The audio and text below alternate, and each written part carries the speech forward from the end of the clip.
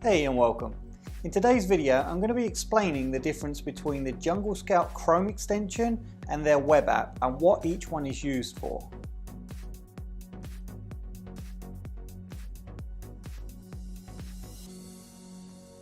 Product research is a crucially important part of the FBA business, especially if you want a steady flow of products that sell well to continue to keep scaling up your business. Okay, so for those of you who've never even heard of Jungle Scout before, they've got two tools. They've got the Chrome extension and then they've got the web app. And here within the web app, they've also got two tools, the Niche Hunter and the Product Database. So let me just switch across to Amazon and I'll pull up the Chrome extension and I'll explain to you what all of these are, what they do and why you should be using them. But this is the Chrome extension and this is the web app. I personally don't use this Niche Hunter that much. I prefer the Product Database and the Chrome extension, but I'll run through what it does and what you're using it for.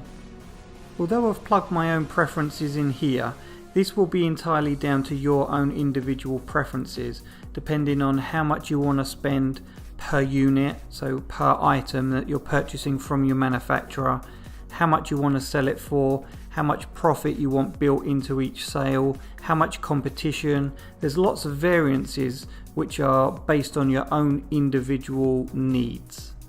For this example though, we'll stick with my filters and I'll just briefly explain to you what they are and why I have them set up the way I do. So average units sold, this is how many units an individual product is selling per month. And me personally, I like it to sell at least 300 per month, which is about 10 a day averaged out. The next one is the competition score. It's going to judge what level of competition there is on each individual listing. And I personally like to keep it below 50% because then I know whoever I'm competing against, there's room for improvement. There's always going to be room for me to do something better, which is going to enable me to rank higher. Average price, I like to be above $25. I find for me personally that's about the minimum that I go for, because by the time you've purchased the product from the manufacturer and you've had your shipping fees taken out of that, and then you've also had Amazon take their 30% plus out of it, $25 is about the minimum I personally like to go for. And then I find with that there's usually $10 to $15 net profit per sale. Listing quality score, this is actually an interesting one. This will judge the ability to outperform another product listing based on its own algorithm, based on its own calculation.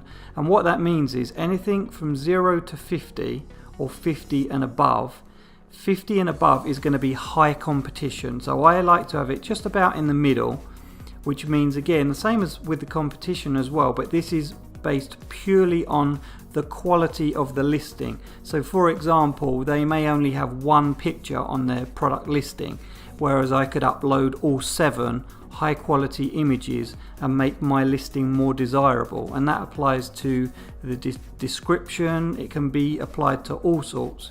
So I know if it's below 50, then the listing isn't going to be of the greatest quality and I can outperform them by doing certain things better. The opportunity score, that one I always have 50 and above, kind of the same as these. I always like to have room for improvement. I like to have somewhere where I'm going to be able to beat my competition. And the same as with this quality score, it's exactly the same deal. I want a built-in safety net to a certain degree. I want to know that there's an area where I can go in and I can outperform my competition. And with all of these, for now, just for this example, I've got them all selected, but you would want to unselect any that are gated or that you're not interested in selling in. For now, just for this example, I'm going to tick them all and then we're just going to let it run. As you'll notice with Niche Hunter, it doesn't find products, it finds keywords or search terms. So if we click on here, we can open up a window and further expand it to start digging into a little bit more detail. So for example, this Super Mario Odyssey Switch game. I wouldn't recommend that you go for branded products unless you're going to buy them through an authorized retailer. But for this example, we can see the more details on the products.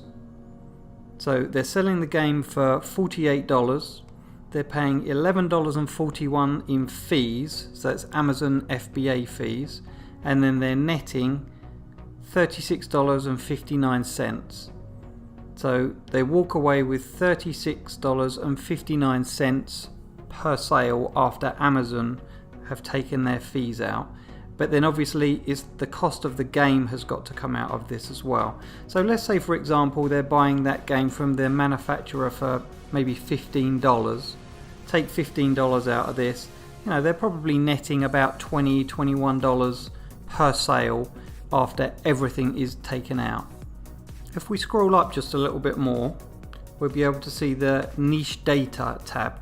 And this gives you, the only thing on here that I find that useful is the opportunity score. Now I certainly wouldn't base any buying decisions on this, but it's a good rule of thumb. If it's down at like 1 or 2 out of 10, then I'm certainly not going to go anywhere near it because it's going to be too competitive. But with this one, it's saying it's a 10 out of 10 opportunity score. So that for me would be an indicator. If something was a 10 out of 10 opportunity score, it would just be an indicator that I need to then go and research it further. I typically will always sort this first by opportunity score, so I can see the terms and then the products within it that have the highest opportunity. I'll also then go in, typically second thing I'll look at is average units sold, and I will sort this by the average amount of units that are being sold per month. And then thirdly, I'll look at average price, and I'll sort this on the highest value sales to the lowest value sales, just to get a good idea of what's selling, how much it's going for, and how much net profit is built into each item.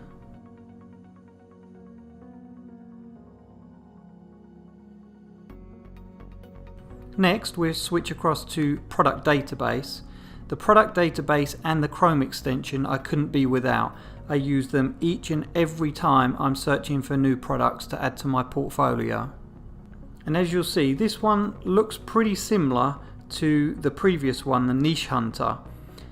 The only difference being really is when you hit the search, it's going to go and find products for you instead of niches or keywords, which I personally much prefer. So I've plugged these details in and let's just let it run. So over here you can see, based on the criteria that I had put in, it's come up with over 1,300 potential products that you can then look into and start researching even further. The first thing that I do is sort by revenue, which as you can see is the default setting because I've done it previously. And this is going to give me an idea of how much of this individual product is selling each and every month. And as you can see, some of these, they're branded products, but they're selling, nearly $1 million a month. What I'm trying to do here really is just confirm that there's demand for certain products. If people are selling $400,000 worth or $700,000 worth of a certain product, I need to prove that there's demand there, which quite clearly there is if there's nearly $800,000 worth of sales transactions going on. It's proving that people want these things and that they're willing to hand over their money to get it. The next thing I do, the same as before, is to sort by listing quality score. And this exactly the same as previously, except for it's going to be based on products, is going to give me an overall score, the listing quality score, and tell me how difficult or how easy it is going to be to go in, buy a product that's very similar, but to be able to beat out the competition because I create a better listing with product photos, product description, or whatever else I need to do to make my listing better than the competition. Something else to take into consideration is weight. It's something that sometimes is overlooked, but you do need to take it into consideration and try as best as you can to get something that's around a pound or under. The reason you really want to take this into consideration isn't because of the individual sales that Amazon are going to be shipping out. Is if you buy 200 units or 500 units of something from China, you're going to have to pay the shipping on that from China across to the US to the Amazon warehouses. So the difference between something being £1 or £3 or £5 is going to be a huge price difference on how much you have to pay shipping it out of China into the US. There's nothing wrong with doing this, you just have to make sure that the profit is covering the shipping costs. So if you're able to buy something that's a bit bigger and a bit heavier, but sell it for more money that's going to cover the shipping costs, then it's okay to do that. You just have to make sure that the profit is always going to cover the shipping regardless of how heavy the item is. Once you've sorted through this, you've sorted the various different lists and you've found a couple that you think have got good potential, and you can save these to a list. If you click on this plus sign over here, you can add it to your product tracking list, which will then add it up here, and that basically will just create an entire list of all of your potential products that you can then further investigate. So once you've got a list of things that you want to then go and investigate a little bit further, we'll switch across onto Amazon and to look at my favorite, the Chrome extension.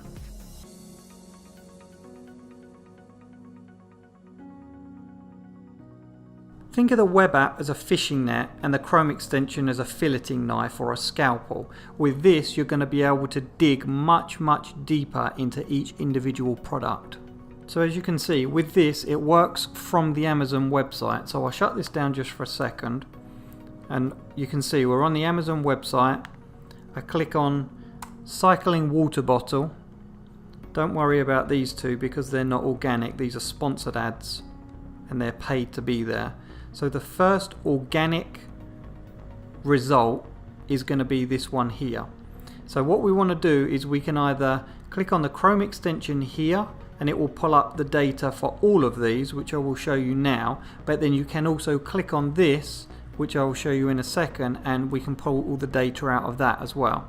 So for now, I'm going to click on the Chrome extension and then pull the data out for all of these.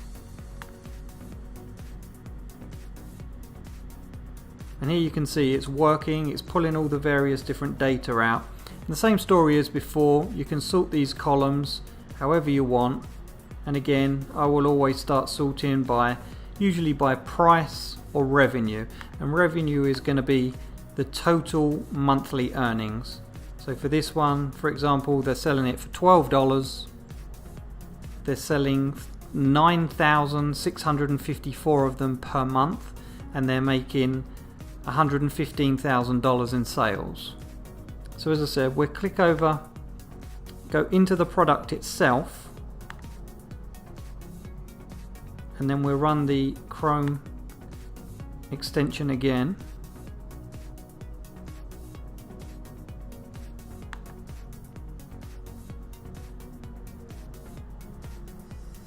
And here you're going to see it pulls up all the data specific to this individual water bottle.